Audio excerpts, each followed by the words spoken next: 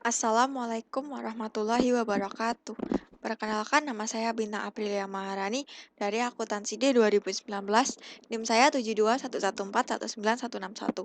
Saya akan membahas tentang bab 4 Sistem Informasi Manajemen, yaitu pengguna dan pengembang sistem. Yang pertama ada organisasi bisnis. Sistem informasi ini dikembangkan untuk mendukung keseluruhan organisasi, eksekutif, dan area bisnis. SIM dimaksudkan untuk memenuhi kebutuhan informasi umum para manajer perusahaan. Sistem-sistem informasi dirancang khusus untuk organisasi fisik, yaitu cara bagaimana sumber daya fisik seperti manusia, bahan baku, mesin, dan uang dialokasikan ke berbagai area-area fisik di perusahaan, anak perusahaan global, divisi, wilayah, distrik, cabang, dan seterusnya. B, yaitu organisasi layanan informasi. Organisasi layanan informasi ini terbagi menjadi dua. Yang pertama ada sumber daya informasi dan yang kedua adalah spesialis informasi. Sumber daya informasi ini sebagian besar sumber daya berlokasi di layanan informasi dan merupakan tanggung jawab dari Chief Information Officer atau CIO. Yang kedua ada spesialis informasi. Spesialis informasi ini digunakan untuk menggambarkan karyawan yang tanggung jawab utamanya adalah memberikan kontribusi atas tersedianya sumber daya informasi di perusahaan. Spesialis informasi ini terdapat 6, yaitu analis sistem. Analis sistem adalah orang yang ahli dalam mendefinisikan masalah dan membuat dokumentasi tertulis mengenai bagaimana komputer akan membantu menyelesaikan masalah-masalah tersebut. Kedua ada administrator basis data, yaitu seorang spesialis informasi yang bertanggung jawab atas basis data. Tugasnya terbagi dalam 4 area utama, yaitu perencanaan, implementasi, operasi, dan keamanan.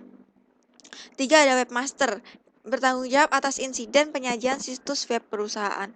Bertugas melacak orang-orang yang mengunjungi halaman web perusahaan. Keempat adalah spesialis jaringan. Spesialis jaringan bekerja dengan analis sistem dan pengguna dalam membuat jaringan komunikasi data yang menyatukan sumber daya komputasi yang menyebar. Kelima ada programmer. Programmer menggunakan dokumentasi yang dibuat oleh sistem analis atau analis sistem untuk membuat kode program komputer yang mengubah data menjadi informasi yang dibutuhkan oleh pengguna.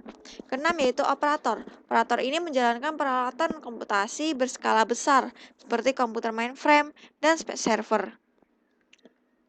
Selanjutnya ada struktur organisasi inovatif. Terbagi menjadi 3 jenis ya. Pertama ada model sekutu atau partner model, yaitu layanan informasi yang bekerja dengan area-area bisnis dalam menggunakan teknologi informasi guna menghasilkan inovasi bisnis.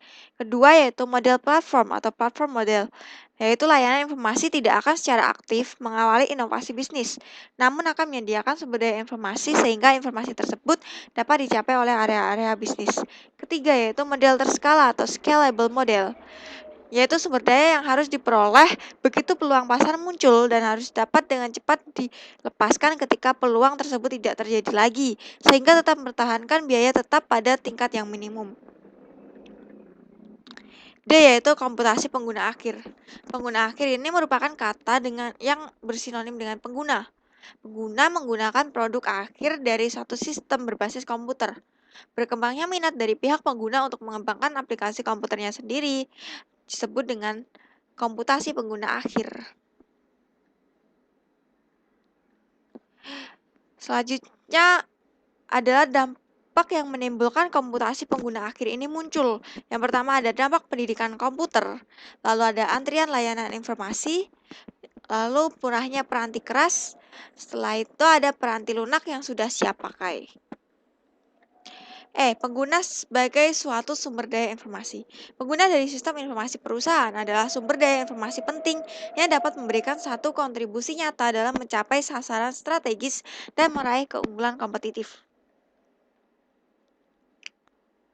Keuntungan dari komputasi pengguna akhir yaitu menyamakan kemampuan dan tantangan. Pergeseran beban kerja dalam pengembangan sistem ke area-area pengguna memberikan kebebasan bagi spesialis informasi untuk lebih berkonsentrasi pada organisasi secara luas dan sistem-sistem yang rumit, yang memungkinkan mereka melakukan pekerjaan yang lebih baik di area-area tertentu. Yang B yaitu mempersempit jarak komunikasi. Kesulitan yang sesuai menghantui pengembangan sistem jarak. Hari pertama komputasi adalah komunikasi antara pengguna dan spesialis informasi. Selanjutnya yaitu resiko dari komputasi pengguna akhir. Pertama, ada sasaran sistem yang buruk. Yang kedua, sistem yang dirancang dan didokumentasikan dengan buruk. Ketiga, ada pengguna sumber daya informasi yang tidak efisien. Keempat, yaitu hilangnya integritas data. Yang kelima, yaitu hilangnya kendali. Selanjutnya ada otomatisasi kantor. Otomatisasi kantor adalah penerapan otomatisasi seperti teknologi komputer pada pekerjaan kantor. Satu keuntungan dari OA atau Official Automatic adalah adanya fakta bahwa ia memberikan suatu sambungan komunikasi bagi orang-orang di dalam dan di luar perusahaan untuk saling berkomunikasi satu sama lain. F. Kantor maya. Konsep kantor maya atau virtual office mengakui bahwa pekerjaan kantor dapat dilakukan hampir di semua lokasi geografis selama tempat kerja tersebut terhubung dengan satu atau lebih lokasi tetap perusahaan oleh suatu jenis kemampuan komunikasi elektronik. Konsep ini dimulai dengan telekomuting lalu disempurnakan untuk menciptakan suatu fasilitas kantor yang disebut dengan hoteling. Proses dari kantor maya yaitu telekomuting. Istilah dari telekomuting diperkenalkan karena sepertinya merupakan suatu cara yang tepat untuk menggambarkan bagaimana karyawan dapat secara elektronik pergi ke tempat kerja. Lalu ada istilah hoteling. Konsep ini diberi nama hoteling dan ide dibaliknya adalah bahwa perusahaan menyediakan suatu fasilitas terpusat yang dapat dibagi bersama oleh karyawan jika terdapat kebutuhan akan ruangan dan dukungan dari kantor. Keuntungan dari kantor maya yaitu biaya fasilitas yang rendah.